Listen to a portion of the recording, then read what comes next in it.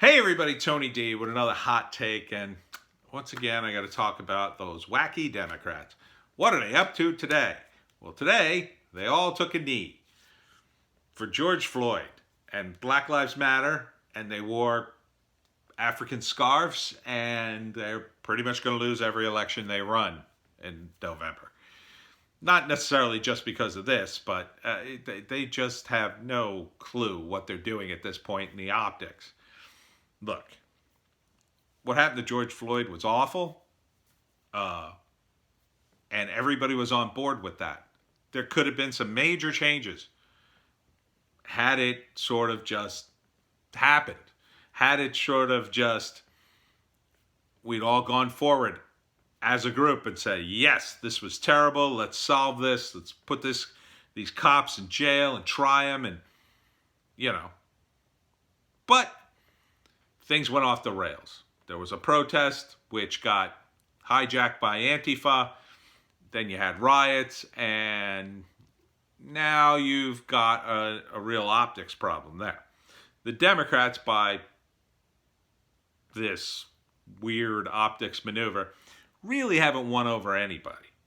I mean, it's just more virtue signaling, and the only people really kind of excited about it is the Twitterati. And even those guys, well, you can't really please them, so saying that they're pleased by it is a bit of an overstatement. They kind of are like, yeah. And then I'm sure they had like 10 complaints about it. They're not going to vote for you, by the way. The Twitterati are too far gone. They're so far left, they're not even on the Overton window anymore. I don't know where they chart out. Wherever communism is, I suppose.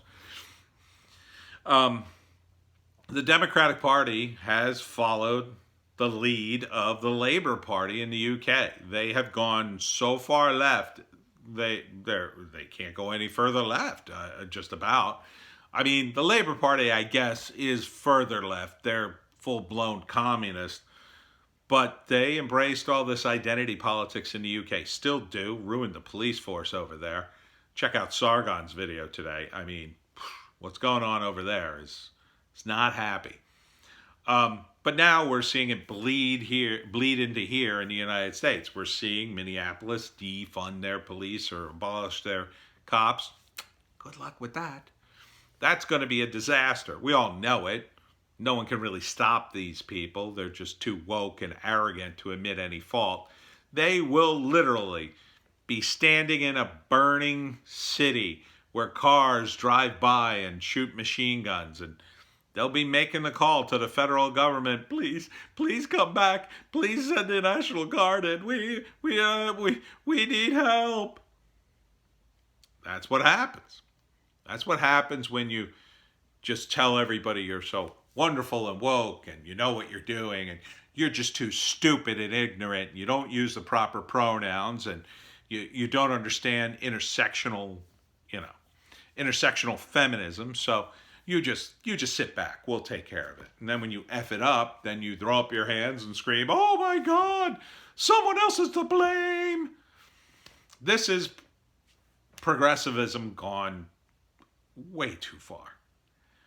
Since the liberals won most of their battles, they have sought new battles to fight, and the battles they've chosen are just little tiny nitpicky things that nobody cares about, really. Not normal people. The people who get sucked into this ideology are either terrified of being called a racist or a misogynist or a homophobe, or they're one of these college students who get caught up in it too. It's a trend. Right now it's a hot trend. The hippies were a trend. Peace and love, man. And then everybody hated them.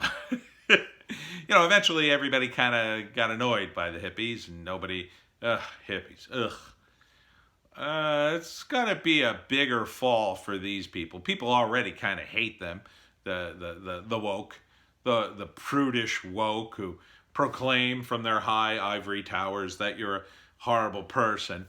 I ran into one such person on Twitter, and I'm not going to say her name or anything, but she sort of offered up an interview to authors. And I said, sure. Then she wrote back that she didn't think I was right for her blog, which I guess was her polite way of saying, I don't want to interview you, which would be fine. But I asked her, well, what do you mean? And she said, well, I don't support right-wing politics or right-wing blah, blah, blah. And I was like, lady, you don't really know me or my work. And she seemed incurious. You would think she would have followed up, well, what are you about? Or, before she made that judgment. But she knew from my post, she knew enough. That's the new woke left. They know enough. They're looking to cancel you at every turn. And eventually, they go after each other. Look at Wil Wheaton. Remember the story of Wil Wheaton? Had like 3 million Twitter followers. He demanded Jack Dorsey cancel Alex Jones, I think it was, off of Twitter. And if he didn't, he'd take his 3 million followers and go to Mastodon, another platform that was all wonderful and woke. So, at first, Dorsey didn't cancel Alex Jones, and so he moved all his followers to Mastodon. And that was a place where Wil Wheaton wasn't woke enough, and they canceled him. Oh, man, that was sweet. That was like candy on Christmas. I don't agree with people being canceled, but to see a guy who demands canceling get canceled, well, there's something delicious about that. Wil Wheaton's still out there being woke, I guess, but has he really learned his lesson? I don't know. These guys don't learn their lesson because at the end of the day, it's all about their emotion, how they feel. I feel you're a bad person, so therefore I'm going to cancel you. And then other people go, oh, there's a bad person? Well, I want to look good too. I'll cancel the person too. Yeah, me too. And it becomes this sort of mob justice. And as I said, you can't get justice through mob justice. Not on Twitter, not in real life, not through mobs of people protesting. The reason the peace protests work against Vietnam wasn't just that they protested. It was, first off, mostly nonviolent protest. It was only the cops who attacked the peaceful protesters. They were hippies. They didn't have any weapons. They had flowers, but they didn't have any weapons. They had signs that said peace and love and make love, not war. They also knew people who had died in Vietnam, as did everybody. So that connected with people. When Martin Luther King marched, he and his followers, they dressed up in nice suits and carried Bibles and sang hymnals.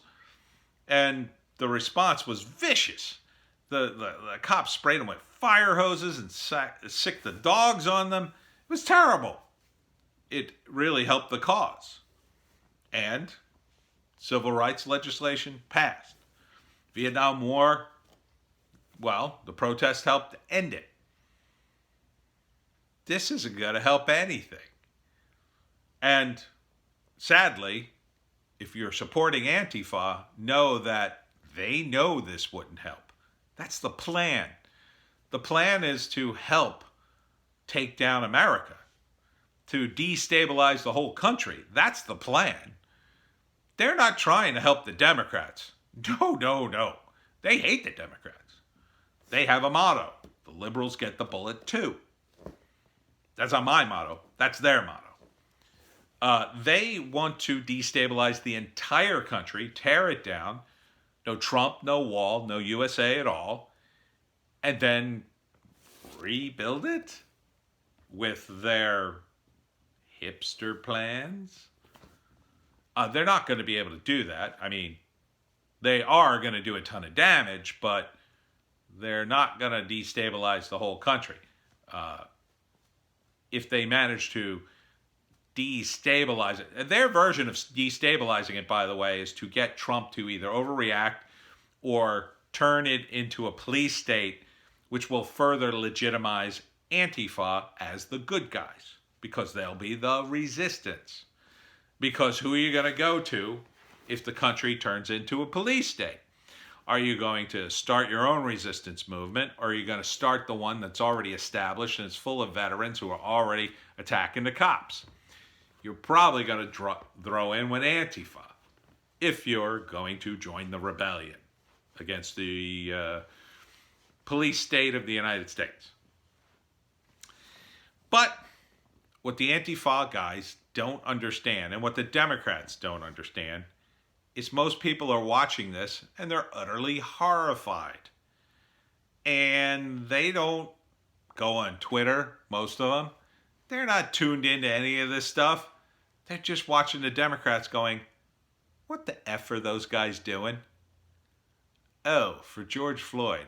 Well, I guess it seems weird that they kneel for a guy who was killed by kneeling. But okay, I guess. So what's their deal for the next thing, the plan to solve all this? Defund the police? No one's for that. Oh, and I heard they got rid of the cops in Minneapolis. Is that true? Let me Google it. Holy crap, crime rate soars in Minneapolis. Holy crap, crime rate soars in New York City, where they've told the protesters they won't be arrested. I couldn't even go to church. I couldn't even open my business. Why are all these people protesting, but I'm stuck at home when I want to work? That's what actual people are thinking.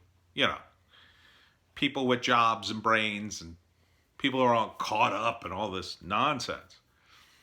So you're going to see a repeat of what happened in the UK. The Democrats are going to get the blame and get wiped out at the federal level, the state level, and the local level. Because it's time. It's time to punish these woke idiots to the point at which they will never return. That's what will be the goal of most people. It'll be the subtext, the subconsciousness. I don't like this. I don't like this at all. I'm not just going to vote Republican one or two times. I'm going to vote all Republican. That's going to be the reaction. And it's going to be the reaction of people who haven't voted in years. They're going to be like, oh, I have to vote in the next election. I haven't voted in a while, but I'm going to vote this time. You are in for the worst shellacking in history, Democrats. And Donald Trump is going to be reelected. I keep telling you that. I don't know why I get emails saying, oh, you don't know what you're talking about. Is Joe Biden going to stop these protesters? With what? He can't capitulate to them. He'll look weaker, I should say. And if he defunds the police, what's going to happen then? Or if he abolishes the police? Joe Biden, keep in mind, is a huge gun control advocate. He would also want to take away your guns. So get rid of the police, get rid of your guns. I guess you're just going to have to sit home and wait to die. I mean, you know, I'm being hyperbolic, but this is the way it looks, you know, in broad strokes. In broad strokes, it looks like Donald Trump is at least competent. At least he has moderate sensibilities and is going to keep cops around and restore law and order. Every Democrat has extended the lockdown and at the same time allows these protests while extending the lockdown. What's that tell you? You've heard me talk about Phil Murphy in my other videos. Goldman Sachs guys, last Sunday he's marching around shoulder to shoulder. We got local businesses here. They can't have anybody in their store, even if they are 6 feet apart. Some of these stores don't get more than 1 or 2 customers a day. But Phil Murphy doesn't care. Comic book store, they only get so many customers, dude. You've kept them closed for months. They're going out of business. They're going. And what's going to be left of New Jersey? It's already expensive to live here. When the tax base leaves, when the businesses close, how are you going to pay for all that expensive stuff we have? Got to raise the taxes in order to fix things, or you're going to have to cut the services. That'll be Phil Murphy's fault. And next year, when he's up for re-election, I wouldn't expect him to get re-elected. He'll survive at least long enough to watch in horror as Republicans run over everybody. It's happening. Democrats have lost it. They've lost the thread. They don't know who to appeal to anymore. So they're just appealing to anybody in the news who looks even remotely popular. Black Lives Matter's protesting? Now they're for it. Understand, these are people in power who have had years, decades even, to change things. They don't do it. Phil Murphy, the governor of New Jersey, marched with people against police brutality. He's the governor. He could stop police brutality like that if he wanted to. He could have put up a bill. He could get the state legislature behind it. He could fix all the problems. But it's a lot easier to march with a group of people and pretend like he cares than actually confront the police unions or any of the other groups who might crush him politically. It's not an easy thing to change the cops. And, this kind of stuff, the cops hate it. They hate it. These guys work all day. And from their perspective, they're trying to save you. And they see it as utter disrespect. Utter disrespect for a lot of them. Oh, yeah, they'll say that they're cool with it, but when you talk to them, you actually talk to them, they're not so cool with it. Because, on a different day, when there's some scumbag in your town wrecking the place, you're begging them that, why don't you take this guy out in the woods and do a little tap dance on his head so he doesn't keep coming back here. And then you're a cop and you just gotta go, dude, I'm not allowed to do that. I gotta charge him and you gotta fill out the paperwork. Oh, I gotta do everything. We put too much on the cops. We gave them too much power, and we expect them to do too much. They should only be doing a small amount of stuff. And the small amount of stuff is arresting people, taking them to jail. If you want to really solve these problems, legalize drugs and prostitution. Most of your problems disappear. And the police will just be there to arrest people for disorderly conduct or being weird. And occasionally, when a real crime happens, that's what it would be like. Until then, we're just going to have a lot of virtue signaling idiots running around. But the clock's ticking, Democrats. The red tidal wave is coming.